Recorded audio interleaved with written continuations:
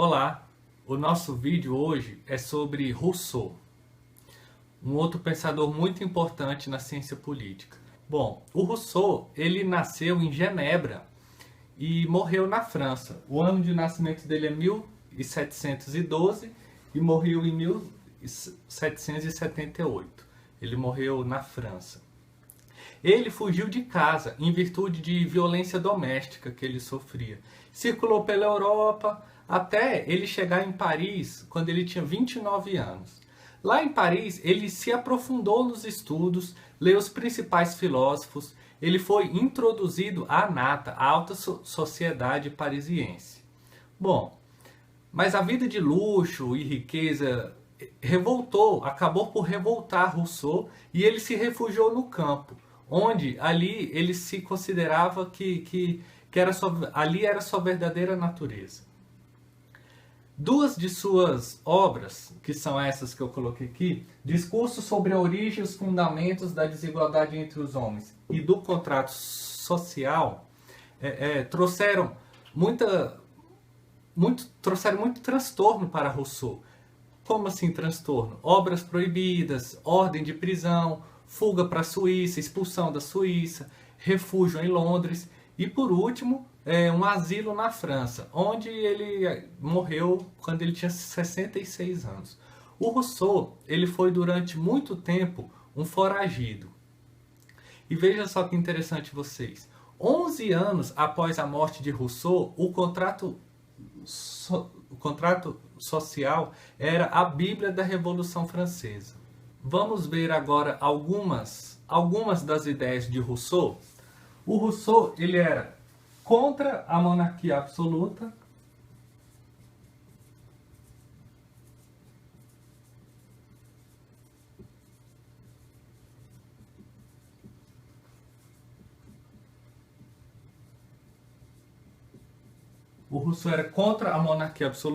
ele era contra a Igreja Católica,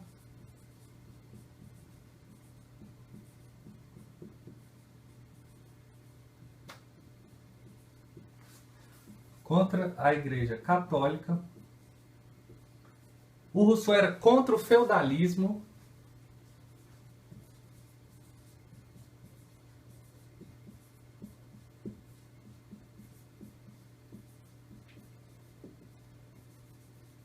ele era republicano,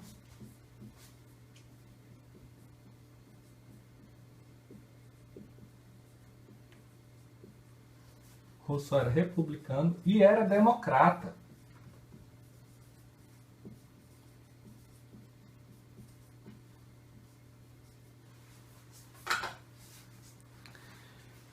O Rousseau, ele ajudou a inspirar, por que não, os princípios da Revolução Francesa: liberdade, igualdade e fraternidade.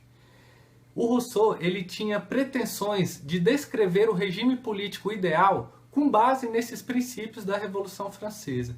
O Rousseau disse o seguinte: o homem nasce livre e por toda parte vive acorrentado. Esse axioma de Rousseau representa bem o pensamento crítico que ele tinha. Além disso, o Rousseau, ele tinha duas pretensões. Primeira, mostrar que a situação atual era injusta e propor novas maneiras de se construir uma sociedade justa. Como se deu a evolução do estado de natureza para o estado de sociedade? Indo pelo mesmo caminho de Thomas Hobbes e John Locke, o Rousseau também considera que, por intermédio de um contrato social, o homem evoluiu do estado de natureza para o estado de sociedade. Mas há aí algumas diferenças entre eles. Vamos entender um pouco essa diferença entre eles. A evolução do estado de natureza.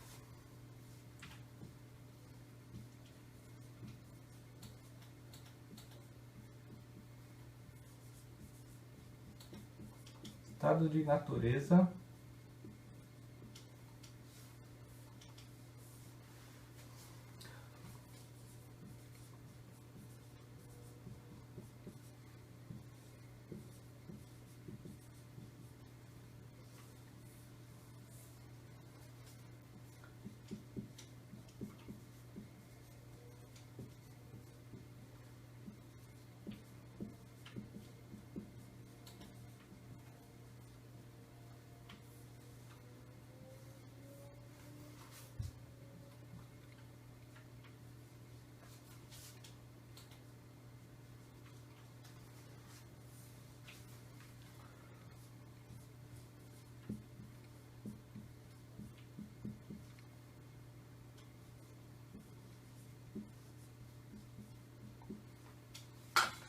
Para Thomas Hobbes e John Locke, a evolução do estado de natureza para o estado de sociedade, ela se dá da seguinte maneira, com o contrato social. No estado de natureza, para o contrato social, e aí sim consegue se evoluir ao estado de sociedade. Para o Rousseau não é bem assim. Para o Rousseau não é apenas essas 3 etapas. Para o Rousseau são no mínimo 6 etapas. A primeira etapa, nós vamos falar das 6 etapas dessa evolução do estado de natureza para o estado de sociedade em Rousseau. São 6 etapas, no mínimo. Vamos falar dessas 6 etapas. Primeira etapa para Rousseau, o estado de natureza primitivo. Para Hobbes e Locke, os homens são maus. Para Rousseau, o homem nasce livre, bom, inofensivo aos semelhantes, e todos viviam em paz no estado de natureza. Era aquela questão, o bom selvagem. Os homens, eles podiam sim continuar livres, iguais e felizes, sem querer e sem precisar evoluir ao estado de sociedade. E que no estado de natureza, o homem, do estado de natureza, o homem não deveria ter saído. O que aconteceu então? É a segunda etapa, vamos ver. A segunda etapa para Rousseau é um estado de natureza em degradação espontânea. O Rousseau disse o seguinte: o primeiro homem que, tendo delimitado um terreno, resolveu dizer isso é meu e encontrou pessoas para acreditar nisso, esse foi o verdadeiro fundador da sociedade civil, do Estado. O que isso quer dizer? Os homens constituíram suas famílias e constituíram também suas casas. Naturalmente, houve a necessidade de o homem caçar e a necessidade de agricultura. Com o passar do tempo, o homem teve que cada um defender a sua casa e a sua terra. Naturalmente, o homem precisou delimitar a sua terra e com o ferro produzir instrumentos e armas e se defender dos inimigos. Nesse caso, a metalurgia e a agricultura, propriamente dita, elas produziram grande revolução e fez o homem perder a sua essência. Por que isso aconteceu? Ora, vejamos. Se o homem precisou delimitar a sua terra, com isso ele caracterizou a sua propriedade. Com a propriedade surgiu regras de justiça. Com as regras de justiça, as desigualdades de força gerou desigualdade de riquezas. Com isso, o mais forte trabalhava mais, o mais hábil tirava mais proveito. E todos, trabalhando igual, uns ganhavam muito e outros ganhavam pouco. Seguiu-se então nesse momento, um momento hobbesiano, uma guerra de todos contra todos. Com isso, os ricos eles sairiam sempre prejudicados. Houve então uma necessidade de vamos nos unir, vamos acabar com essa guerra, vamos nos unir. Então todos se uniram. Esse foi o primeiro contrato social. A terceira etapa para o Rousseau é o contrato social fraudulento. Esse contrato que nós vimos, essa formulação desse contrato que nós vimos, para Rousseau, ele não foi limpo e nem honesto. Mas por que o Rousseau disse isso? Essa proposta dos ricos aos pobres parecia ser uma boa saída, mas não para todos. Ora, unir-se garantiria uma não opressão aos pobres, garantiria um obstáculo aos ambiciosos e uma proteção aos bens que lhes pertenciam. Além disso, todos, sejam fortes ou fracos, eles se submeteriam igualmente a deveres recíprocos. Os menos favorecidos, eles não perceberam essa cilada e logo aceitaram essas regras impostas pelos ricos. O mais sagaz, portanto, ele viu nisso uma oportunidade de tirar proveito dos pobres. A quarta etapa para Rousseau surgiu então uma pergunta: por que então o Estado social ele se tornaria corrupto? Porque isso daria novos encargos aos fracos e novas forças aos ricos. Destruíram assim para sempre a liberdade natural e estabeleceram definitivamente a lei da propriedade e da desigualdade. Seja como for, o contrato já estava em vigor. Alguns tiveram que ascender para chefiar o conjunto. Com certeza, esses que ascenderam eram integrantes da recém-emergida elite. Daí que nasceram então o chefe absoluto, a escravatura e humilhações para com os pobres, por exemplo. A quinta etapa é uma revolução democrática. O Rousseau, então, ele esclarece que isso tudo é como se fosse um retorno às origens. Todos voltam a ser iguais, porque todos passam a ser escravos de um tirano. É um novo estado de natureza, caracterizado pela lei do mais forte, fruto de um excesso de corrupção. O Rousseau caracteriza dessa maneira. O déspota é o governante enquanto ele for o mais forte. Se puder expulsá-lo, ele não poderá reclamar da violência. A força pura o mantinha e a força pura o derrota.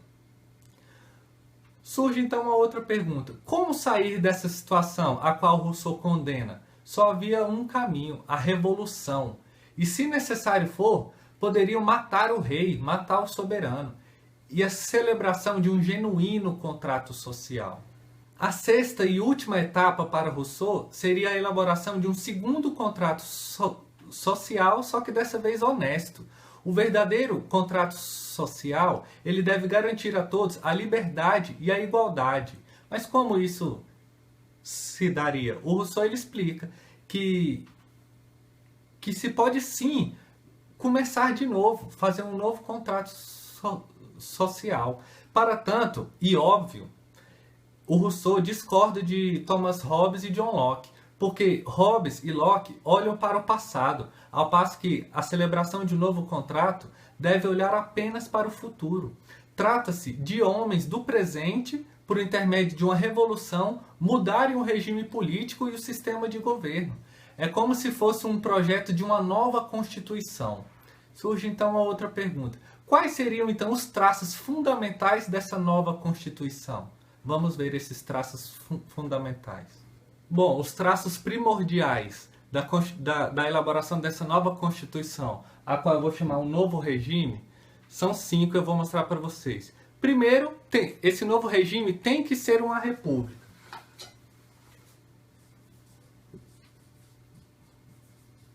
Ser uma república.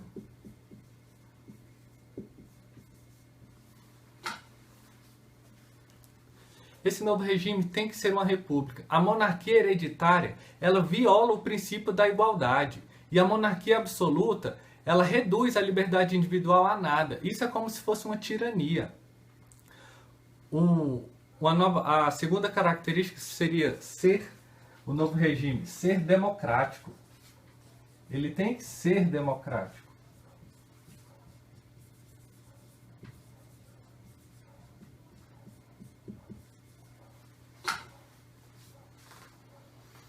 Esse novo regime ele tem que ser democrático. Porque se todos nascem livres e iguais, há então a soberania do povo. Então, eles podem aprovar a Constituição e assinar um novo Estado. Ok? Essa é a segunda característica. A terceira é assegurar a liberdade. Assegurar a liberdade.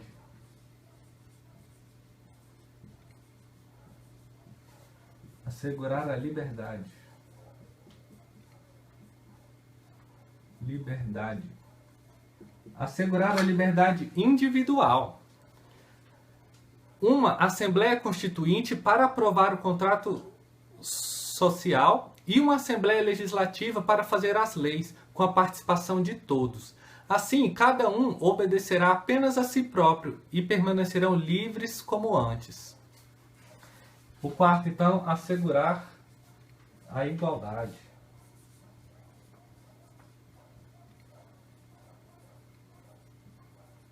Assegurar a igualdade.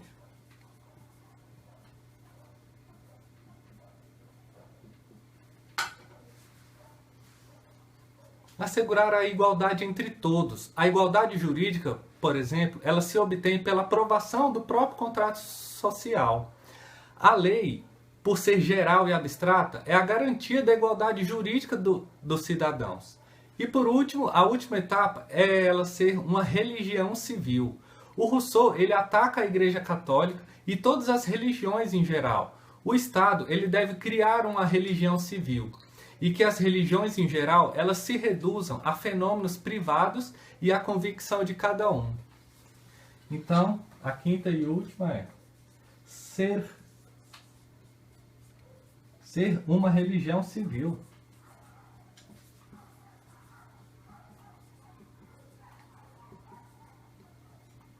Religião civil.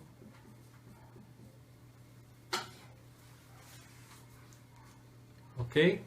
Em relação à melhor forma de governo para Rousseau, é o seguinte, vou falar um pouco do poder legislativo e do executivo.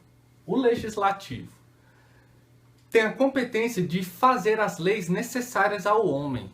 Isso nos traz a vontade geral, que seria um bem comum. O que seria, então, melhor dizendo, a vontade geral?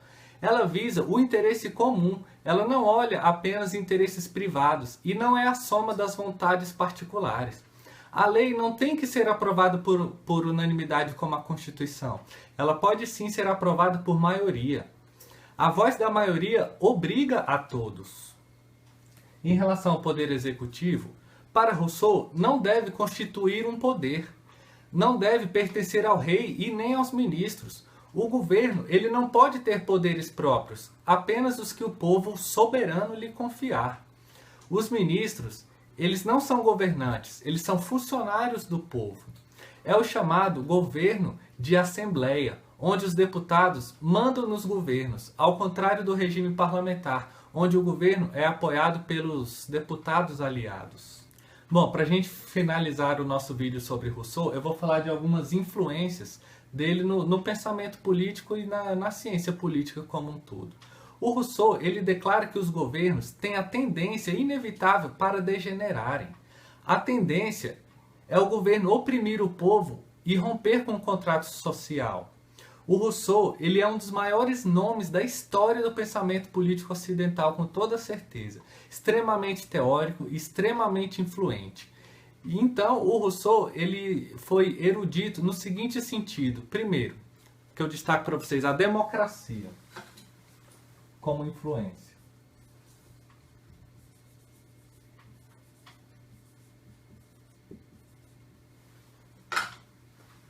Democracia. O Rousseau ele bebeu na fonte de Péricles e ele concorda que a democracia é o regime ideal. O Rousseau ele discordou de Platão e de Aristóteles, que a democracia não era um regime degenerado. A segunda influência dele é a república. Democracia, república.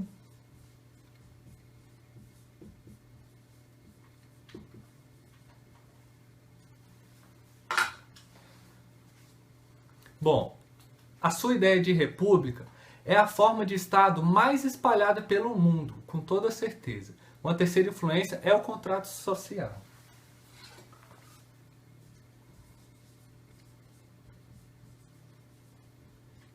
Contrato social. A ideia de Rousseau de contrato social, e essa ideia já existia inclusive, mas ela ficou mais célebre ainda com Rousseau, com toda certeza. Uma outra influência que eu destaco para vocês é a questão de direitos individuais.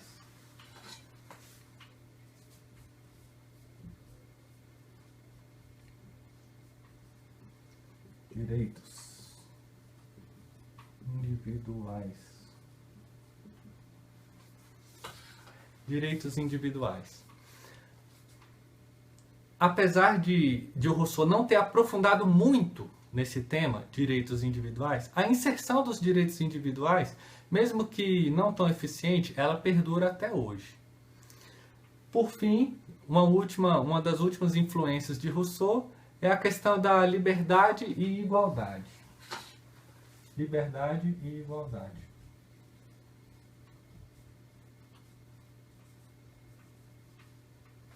Liberdade e igualdade.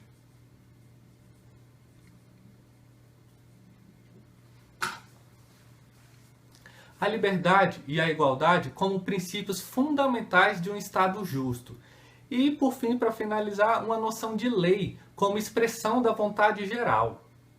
Ok, meus alunos? A gente termina o nosso vídeo de Rousseau com algumas influências de Rousseau para o pensamento político ocidental e para a ciência política como um todo até os dias atuais.